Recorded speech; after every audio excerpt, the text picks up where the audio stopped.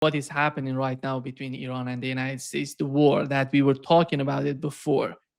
And now everything is happening. We saw what has happened so far and what is happening as we talk. And how do you see the situation? The United States started together with Israel, started with decapitation, as they call the so-called decapitation, the assassination of the leader of Iran, supreme leader of Iran, which is of particular importance for Iran and for the whole region, and the commanders, some commanders in Iran. How did you see the strategy of the United States and the way that the war is going right now? Well, let me put it this way. The United States provided Israel with intelligence about the location of Ali Khamenei and other senior Iranian figures. And the first 6 missiles fired by Israel, the first 6 missiles hit Ali Khamenei's residence, killing him and, by some accounts, up to 40 other Iranians, many of whom were senior leadership officials. Now, the goal of this campaign is regime change. And as we have discussed, and I believe I'm on record with you saying that the first thing that will be done is a decapitation strike, and that the number one target would be Ali Khamenei. And I said, I think we're going to kill him. And we did. Now, does this mean we won the war? No, it means the exact opposite. The first 6 missiles that were fired, which successfully carried out a decapitation strike, guaranteed that the United States and Israel will lose this war. They didn't hunt down Ali Khamenei as he was trying to hide from American missiles. You don't get to make the case that this was a coward running away, trying to hide from a fate that was going to be dealt to the Iranian people. You don't have to be the greatest intelligence analyst in the world to find Ali Khamenei at home, publicly available information, meeting openly with other people. We made this man a martyr. And when I say this man, understand that this is the second most revered figure in Shia Islam, the Twelver ideology. The only person that has a higher stature, at least in the eyes of some, would be Sistani, the Grand Ayatollah out of Najaf, Iraq. But Ali Khamenei, again, a lot of people don't understand when we say vilayati faqih. I may be mispronouncing that. I hope I said it right. I've practiced it. But the guardianship of the supreme jurist, it's a religious approach that was embraced widely by Ayatollah Khamenei when he created the Islamic Republic. But the notion that, yes, Iran is a constitutional republic, and we'll talk about that in a minute, but it's also an Islamic republic, and therefore under the Twelver faith. And I don't want to get too much into theology because A, I might get it wrong because I'm not a theologist, and I don't want, and B, we're going down the wrong path. But the Shia faith is premised on the notion that when Hussein died in the Battle of Karbala, that was the last legitimate imam, and now they are waiting for the return of the Mahdi. And it was a Jesus-like figure. The imam in hiding will come back, and all this. It's their faith, and you have to respect that. But the point is, so in the interim, Scott, and that they say that he's gonna come with Jesus, and they're gonna come together. Yes, I know that. I'm not mocking anything. It pleases me. When I laugh, I'm not laughing at the religion. I'm laughing at my own fundamental ignorance. I've studied this stuff. I really have. I've read everything I can read, but I am so tired right now that when we deal with reality, and especially when we deal with historical reality, there are nuances. I learned a long time ago, even when speaking about the Shia faith, the interpretation of what Hussein did at the Battle of Karbala. Was it an act of martyrdom? Was it an act of selfishness? It's been interpreted over the years by different people. So then what you have to do is dig even deeper into it to find out which interpretation adheres more closely to reality, as opposed to, people trying to spin data to, so you have to dig even deeper than that. And so I have spent a large part of my life trying to solve these problems, these and similar problems. And so when I laugh, it's just a reflection of the fact that I'm exhausted and I'm trying to dig deep into an already addled brain and pull data up, and my brain's just sitting there going, meh, meh, meh. You're not going to access this. So I laugh out of frustration to myself because, as I said, I didn't want to enter into this dialogue because I wasn't prepared for it. I wasn't prepared to go this deep. Normally, I would have done the research in awoken brain cells. But the point is, in Iran, when we deal with Vilayat Faqih, we've created the Shia of Iran have created a position of the guardianship of the supreme jurisprudence, Islamic jurisprudence, and this is a man who is the ultimate expression of the Shia faithful until the Mahdi returns. That's what they believe. You can mock it, do whatever. I will never mock it. I'm just saying that's what they believe, and you have to understand that. And many people do believe it. The 12er, adherence to the 12er, faction or whatever. I use wrong words here because I'm not trying to denigrate, but those because there's Ismailism, there's Niners, there's different ways to embrace the Shia faith, and 12er is the most popular, and it's dominant in Iran, it's dominant in Iraq, it's dominant in Azerbaijan. I think it's about a 50% adherence rate in Bahrain and elsewhere throughout. So when we speak of Ali Khamenei as the supreme jurisprudent, we're speaking of a man who is revered like the Pope amongst Catholics. This is not a human being. This is a symbol of God. This is part of their faith. And we assassinated him. We killed him. Now, if I were to put on my CIA advisor hat, I wouldn't work for them, but I've worked with them in the past. I know how they think. I understand how they approach problems. And if I were called upon to advise them, and I believed in what they were trying to do, I would have said the best way to collapse the Iranian regime is to keep Ali Khamenei alive in a bunker hiding from you. And so now you attack his courage. You attack his status as a man. You say what kind of man hides while the people of Iran pay the price for his sins? And you start denigrating him, attacking him, putting out AI-generated imagery of him doing vile things in vile ways. And the goal here is to collapse confidence within Iran to this man, and therefore to Vilayat Faqih, to the Islamic Republic. What you don't do is take a man who has openly said, I am frail, my body is failing, and my highest aspiration is to go out a martyr and give him the martyrdom he seeks. Ali Khamenei knew he was going to die when he held that meeting. Whether it was that day or the next day, he knew he was going to die. He willingly sacrificed himself because he knew what the outcome would be. He knew that by letting Israel and the United States murder him, that the Iranian people would rally around their faith like they have not rallied around their faith in a long time. Donald Trump, when announcing this operation, spoke of how the United States was going to create the conditions for the people of Iran to rise up and take matters into their own hands, but it would be up to the people of Iran. And so in order to do that, you have to collapse confidence in the government and have the people come out and say, we are ready to replace this government. Today in the cities of Iran, there are crowds of people out there filling the city squares. And they are shouting Khamenei's name. But they're not saying death to Khamenei. They're not saying down with Khamenei. They're saying long live the martyr Khamenei. God praise Khamenei. He is now a martyr, elevated to near sainthood status.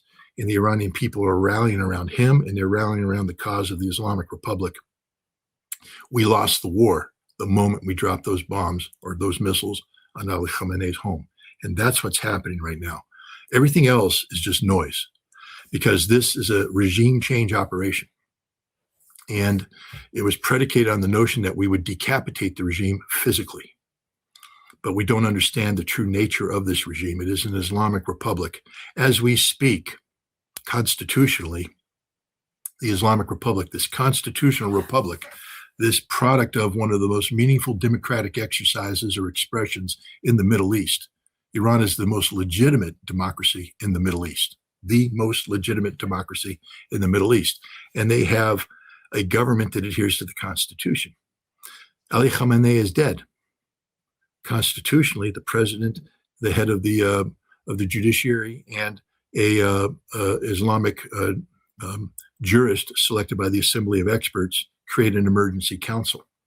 And that council has been created and is governing today. We haven't decapitated anything. You can't decapitate a system that believes in itself. If this was truly about one man, Ali Khamenei, then it'd be over. But this is an Islamic republic that is based upon faith and is based upon a constitution. And the constitution is functioning.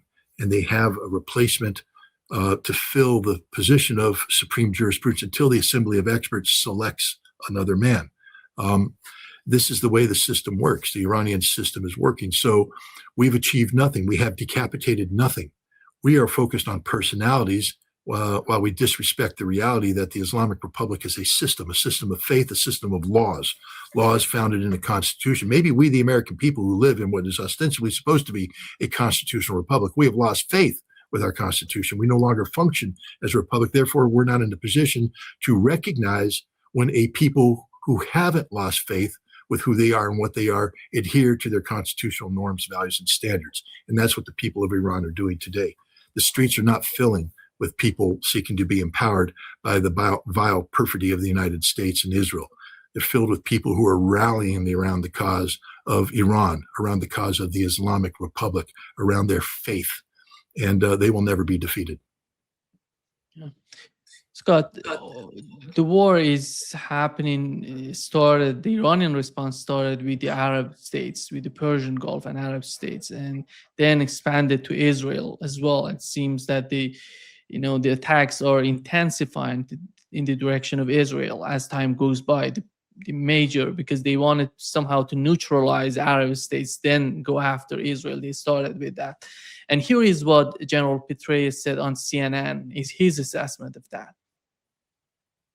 On my bingo card when this started. I think the Gulf wanted to stay out of it. Yeah. They're being drawn in, so that's something to watch over the coming days. A big mistake, I think, actually, Dana, because again, the Gulf states that they have been attacking the Gulf states.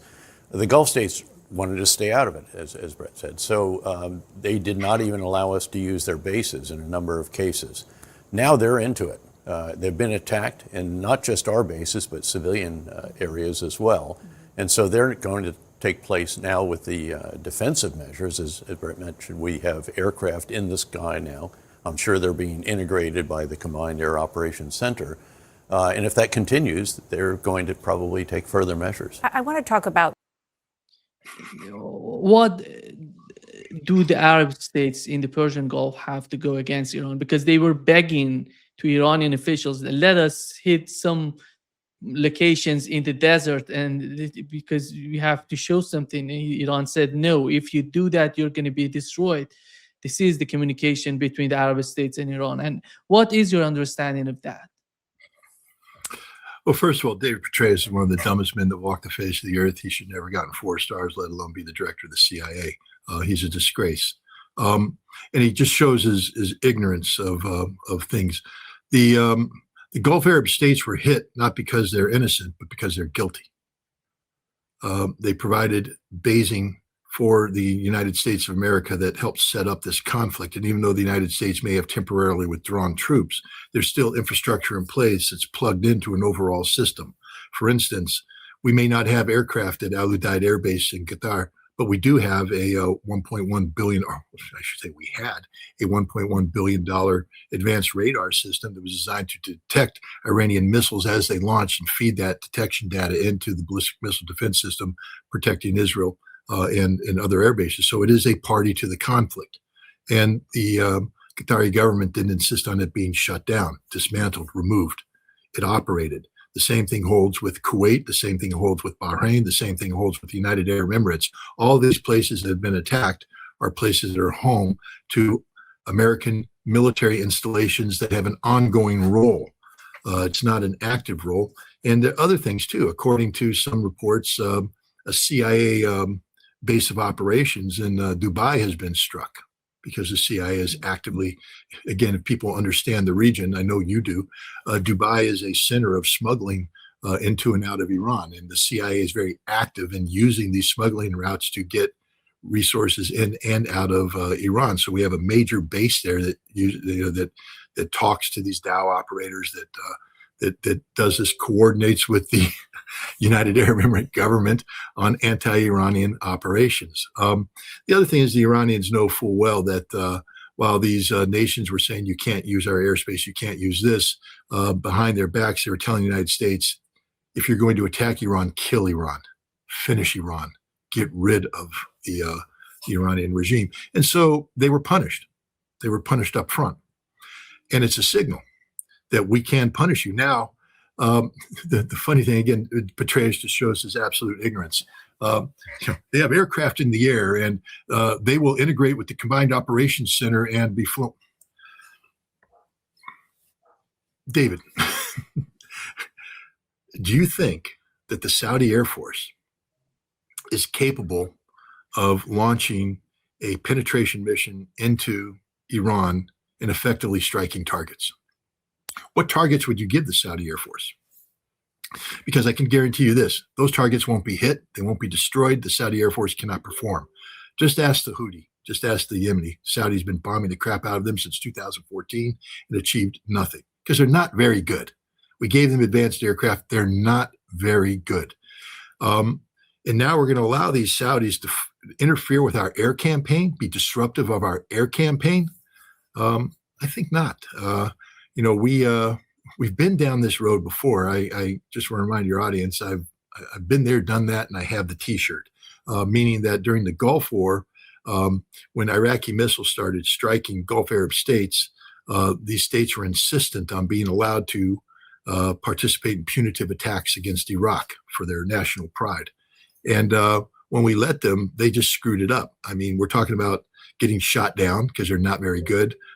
Running away in fear, that's another one. They would approach the air defense and turn around and abort the mission, pickle their munitions, return home saying, we just couldn't make it. I think the airplane was hiccuping. Got to land and get it checked out. And it was very disruptive because targets that should have been struck on time to be part of the campaign progression weren't getting struck. And now we have to take assets in and restrike these targets, et cetera. We're not going to give these Arabs anything to attack because they're not any good. They don't know what they're doing. They can't do it, and they will screw things up. So, if Iran was to say, yeah, you could bomb Fish Island here, we'll give you this target, you drop 3 bombs off the water, take photographs of the splash and claim you're good, that would be face-saving mechanism. We wouldn't care because it's irrelevant. But we're not going to integrate these people in a meaningful fashion into a campaign as complex as this. First of all, to do that, we would have to expose extraordinarily sensitive secrets. There's a lot going on that people don't know about, a lot going on. They would have to be exposed to electronic warfare capabilities of the United States that have been front-loaded based upon intelligence information that we've collected through a variety of means, the classification of which is often code word. And you think we're going to give the Saudis access to code word information? You're higher than a kite. We're not going to give anybody access to that. And so, no, these people won't be integrated into this campaign. They'll be sitting there, flying circles in the sky over their capitals, fearful of the next step. Iran has paused. But Iran has paused by saying, stop supporting the American attacks. Stop it. Kick the Americans out of your country. I believe that's the Iranian demand. Kick the Americans out of your country. If you fail to do so, then you are part of the problem, not part of the solution, and we will continue to attack you. And so that, I think, you're going to see as the next phase. While they're doing this pause on the Arabs, and let me just say one more thing about the Arabs. It's funny. The Arabs are very mad. No, Nima, the Arabs are very afraid. They're very afraid right now because they are seeing vulnerabilities. They are seeing these despicable, despotic despots who govern these Gulf Arab states being exposed as the fat perverts that they are. these rich perfume princesses that just run around and steal money and live the high life while the rest of their people live the low life, who fly to London to whore and take drugs and drink booze and then return pretending they're pious Muslims. They're being exposed for what they are, rats, human rats. And the murder of Ali Khamenei, the martyrdom of Ali Khamenei, has empowered the Shia of these respective Gulf sheikdoms in a way that never has before. This is an existential fight. And what they're afraid of, I'll tell you what the Khalifa of Bahrain are afraid of, is that the majority Shia population there marches on the royal palace and kills them all, which may be their fate. They may end up running to Saudi Arabia, but Saudi Arabia has to be worried because there is a lot of Shia in the eastern provinces that can rise up and take over the oil fields, where the bulk of the oil fields are. Kuwait has to be worried. The United Arab Emirates have to be worried. That's what's happening here. These guys are scared to death because Iran has initiated something that they can't control. See, they like the Abrams Accords because the Abrams Accords creates the fiction of, the Gulf Arab states, being for the benefit of the people. But what it means is that they've literally knelt before Israel and kissed the ring of Israel and accepted the notion of greater Israel, but they're going to bribe their people through the perception of economic prosperity. But what Iran has done now is exposed the inconsistencies and the lies and the hypocrisy of these tyrants. And it could, in fact, mean the end of one, if not more, maybe all of these pedophile despots. And that's what they are. I mean, these are not good people. These are not moral people. These are people who live the most despicable lifestyle imaginable. One that is, fueled by greed, lust, avarice, and oil money. These guys are just awash in oil money. We used to go around. We had something called Operation Tin Cup when we were as a weapons inspection, and everybody wanted to get on Operation Tin Cup. Richard Butler, come on, Richard, sue me. I love the discovery. Richard Butler, as the executive chairman, loved Operation Tin Cup because part of it was going around the Gulf and asking for donations, because the United Nations Special Commission was funded not by the direct UN budget, but by donations by member states who said, we specifically fund the operations of the weapons inspectors. And one place that they would always go is Kuwait. And it was very hard. I thought I wanted to go on that, but I had second thoughts, and because it wasn't what I do. I mean, I'm a weapons inspector. I'm not a diplomat running around begging for money. But I know, I'm not going to name their names, but they know who they are. And they were falling all over themselves to go with Richard Butler on Operation Tin Cup, because you would go on the Emir's yacht, and the Emir's yacht was full of pious people when you were at the pier. And then when the yacht crossed over the territorial boundaries, the booze came out and they were just having a party. And the Emir brought out the gold Rolexes. And he gave gold Rolexes to every member of the UMSCOM party. And Richard Butler went on at least 3 of these Operation Tin Cups, and he got a gold Rolex every single time, and he never declared it. Australian government, I don't know what the statute of limitations is on undeclared assets, but you might want to look at Richard Butler's gold watches and the gold watches of the others. I mean, it's just bribery, but it shows how despicable these people are and how wealthy they are and how ridiculous they are. And these gold watches weren't used. They didn't. I mean, it wasn't the Emir saying, I'm sorry, I'm short on American dollars. Here's a gold watch. Take it to New York City and sell it for $40,000 and apply that money to send Scott Ritter into harm's way in Iraq so he can find the hidden weapons of mass destruction. That I would support. It was, hey, Richard Butler, we're playing the game, aren't we? We're living the life, aren't we? Here's a $40,000 wristwatch, because what the hell? We're here just living the big life. We're fooling the Americans. We're doing everything right. We're getting away with slant drilling and robbing the Iraqis blind. So here's $40,000 bribe to keep your frickin' mouth shut about what's really going on. And other inspectors or other members of the UNCON staff took those watches as well. This is who we're doing. This is the reality of don't get me going about the Khalifa family in Bahrain and their sexual perversions. What they do with the Gulf Air stewardesses that they recruit, they use them as their own private pool of their own harem, prostitutes. They set them up in apartment buildings so that they can, sexually please them, every month. This is who they are. Leave Bahrain, drive the causeway over into Saudi Arabia, and start counting the mosques you see at the end of the causeway that are built by pious Saudis who are leaving Bahrain, understanding the sins that they have committed. This is who we are dealing with here, and this is who the Iranians are dealing with. I'm not saying the Iranians are perfect. There's plenty of information that Iranian ayatollahs and imams are as human and fallible as the next people. There's evidence of corruption. There's evidence of prostitution. There's evidence of any wrongdoing because they're human beings.